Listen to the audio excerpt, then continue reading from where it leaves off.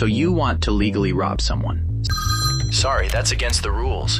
So let's break the rules. And if we're gonna break the rules, you need to know them. Robbery is illegal, or at least the law thinks it should be. But there are 3 rules that build up to a loophole we're gonna use. Because a mistake was made along the way that lets you take a stranger's entire life savings, all the cash in their trunk, and never charge them with a crime. It even has a friendly name called a Civil Asset Forfeiture. Now, in a perfect crime-free world, you just take the money and walk out. But the moment you accuse a human being of a crime, they get things. A lawyer, a trial, the benefit of the doubt. So here's rule 1. Don't accuse the human, accuse the money. You file the case against the cash itself, and you get court documents that read, United States versus $124,700 in US currency.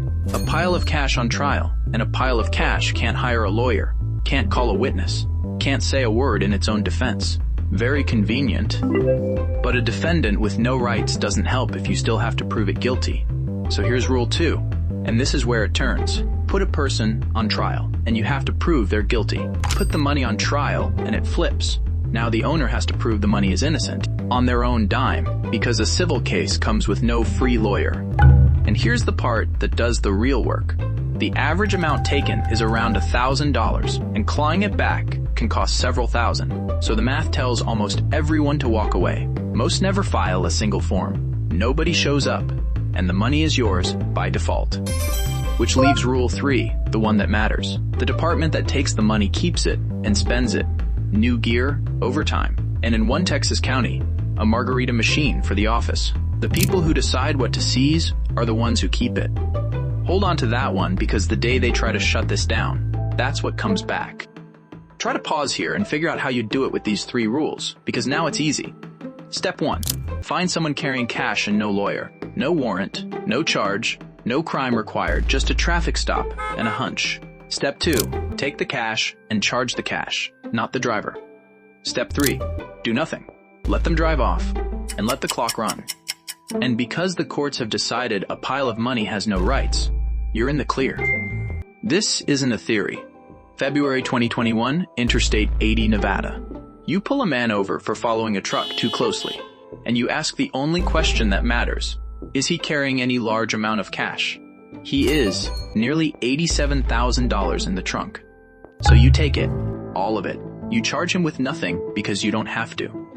His name is Stephen Lara, a retired Marine. And that was every dollar he'd saved for his 2 daughters. He got it back 7 months later, but only because a national law firm took his case for free and sued to get it. Almost nobody gets that. Stories like his are why some states tried to ban this outright. And here's where Rule 3 comes back. Even in a state that bans it, you hand the cash to a federal agency.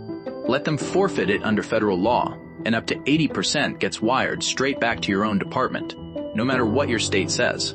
The loophole has its own loophole. Now, to any normal person, taking someone's savings without ever charging them with a crime is just robbery. There is no functional difference between a stranger who takes your money and a badge that takes it, except one of them hands you a form. The fix is simple: no forfeiture without a conviction. Take the money only after you've proven the person guilty. But the ones who'd have to pass that fix are funded by the very budgets this money flows into. And until that mistake is fixed, this is your up-to-date guide on how to legally rob someone.